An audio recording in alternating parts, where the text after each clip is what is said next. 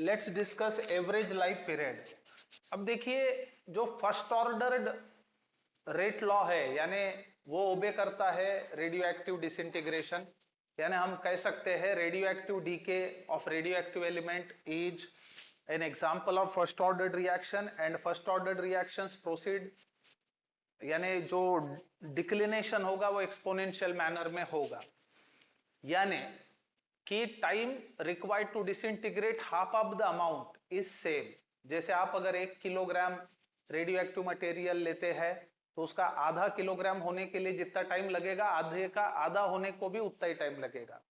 सो इस हिसाब से कंप्लीट डिसइंटीग्रेशन को इनफाइनाइट टाइम रिक्वायर्ड है, इसलिए पूरा जो लाइफ स्पैन है वो मीनिंगलेस होगा। इसलिए normally we consider average life period. So remember the total decay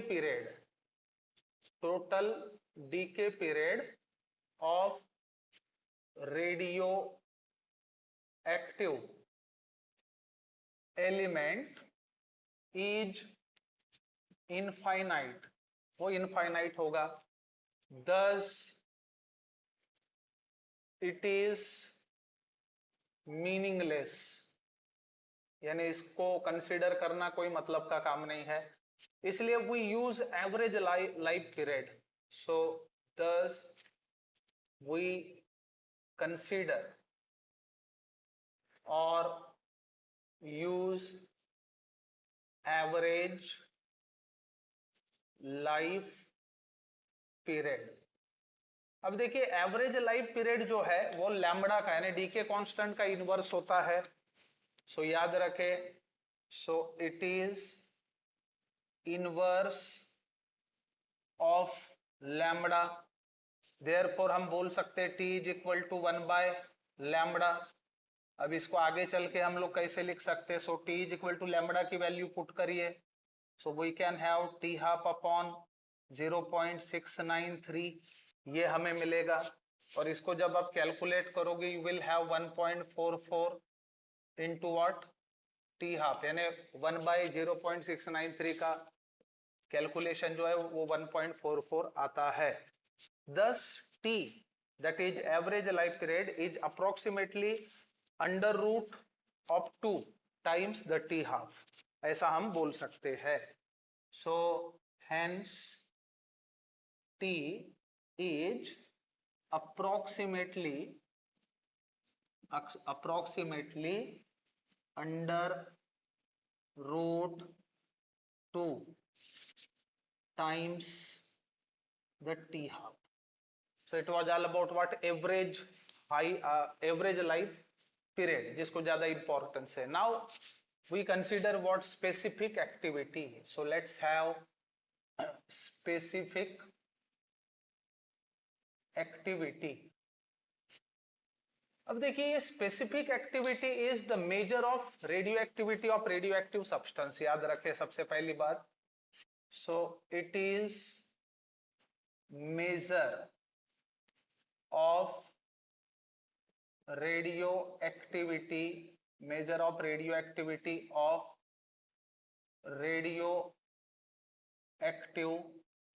substance। अब इसका मतलब क्या होता है ये हम देखेंगे। So it is defined as, the number of radioactive nuclei which decay per second per gram of radioactive isotope, ये चीज हमें याद रखना चाहिए।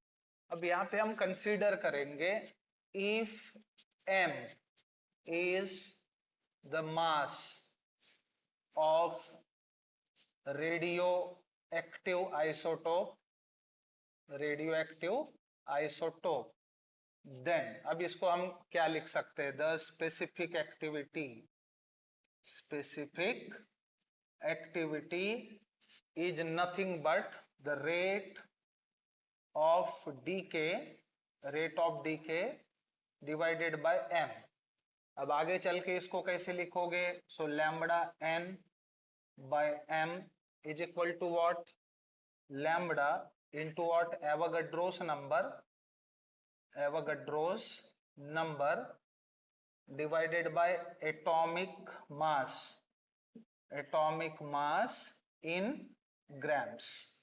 अब ये जो n दिख रहा है इसमें, n is the number of radioactive nuclei which undergo disintegration. So याद रखें, so where n is the number of radioactive